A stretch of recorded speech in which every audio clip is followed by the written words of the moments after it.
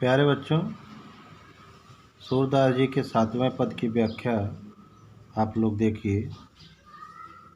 तो संदर्भ तो पहले जैसा ही रहेगा। प्रसंग में इस पद में का प्रसंग इस प्रकार है कि जब श्री कृष्ण जी वृंदावन से मथुरा चले जाते हैं तो वहाँ जाने के बाद उन्हें वृंदावन की याद आती है और अपने मित्र से वृंदावन के बारे में कहते हैं। व्याख्या देखिए।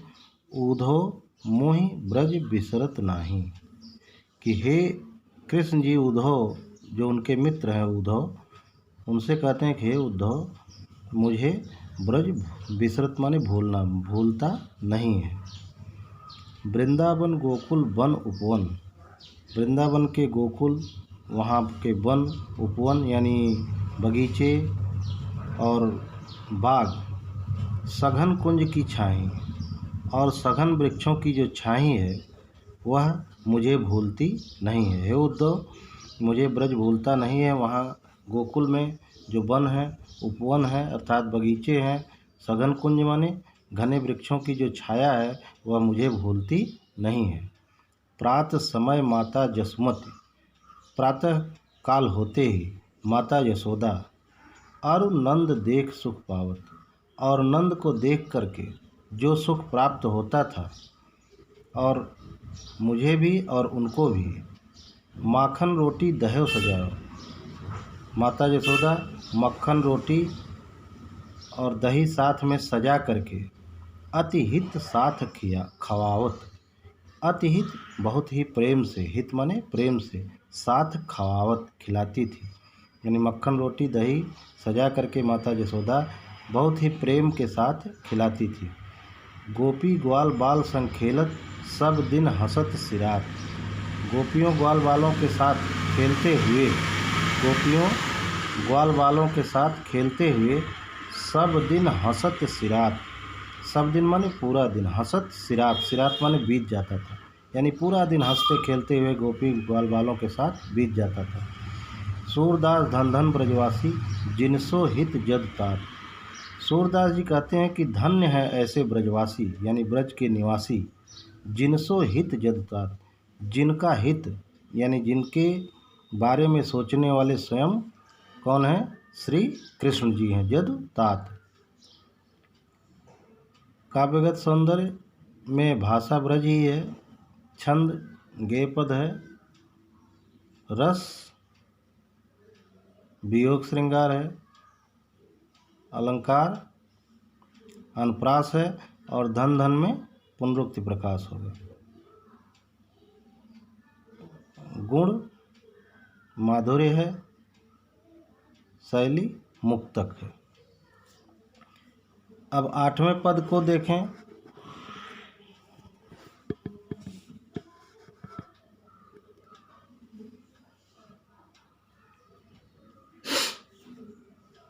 उद्धव मन भय 10-20,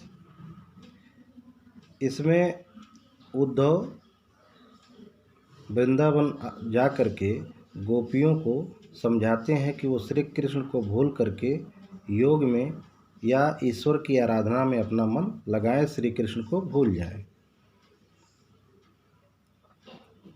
तो गोपियाँ उद्धव से कहती हैं कि उद्धव मन न भय 10-20,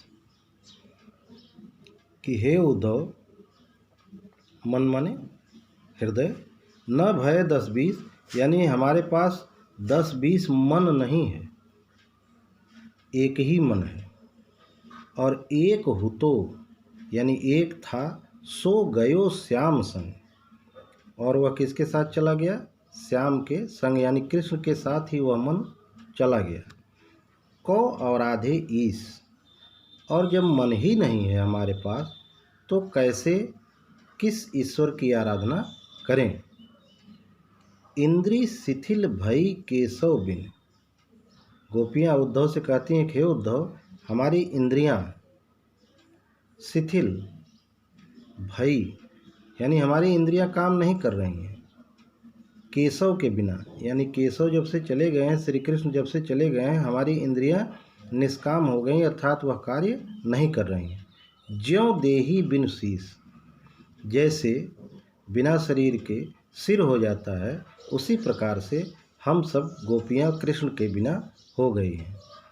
आशा लाग रहत तन श्वासा, और आशा माने उम्मीद, लाग रहत तन श्वासा, श्वासा माने सांस, और यानी हमको उम्मीद है, और इसी उम्मीद में शरीर में श्वासें आ जा रही हैं, जीवन ही कोटि बरिस, और हम इसी तरह करोड़ों वर्षों तक जीवित रह सकते हैं। किस उम्मीद में? कि श्री कृष्ण जी लौट करके आएंगे, और इसी उम्मीद में हमारे शरीर में सांसें चल रही हैं, और हम करोड़ों वर्षों तक जीवित रह सकते हैं इसी उम्मीद में कि पुनः श्री कृष्ण लौट करके वृंदावन में आएंगे। गोपियाँ उद्धव से कहती हैं, तुम तो सखा श्याम सुंदर के, कि हे उद्धव, तुम तो श्याम सुंदर के अर्थात श्री कृष्ण के मित्र हो, सकल योग के ईश, और समस्त प्रकार के योगों के ज्ञाता हो, या समस्त प्रकार के योगों को जानने वाले हो। सूर हमारे नंद नंदन में, गोपियाँ कहती हैं, सूरदास जी कह रहे हैं कि गोपियाँ कहती हैं कि हमारे नंद नंदन में, कि हमारे कृष्ण के अलावा या कृष्ण के बिना और नहीं जगदीश, और कोई दूसरा ईश्वर नहीं है, केवल श्री कृष्ण ही हमारे ईश्वर हैं, और दूसरा कोई ईश्वर हमारे लिए नहीं है, क्योंकि एक मन था, वह मन भी कृष्ण के साथ चला गया, इसलिए हम किसी अन्य ईश्वर की आराधना नहीं कर सकते।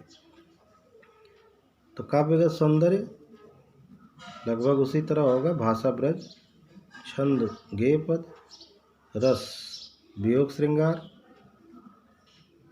अलंकार अनुप्रास, गुण माधुर्य, शैली मुक्तक।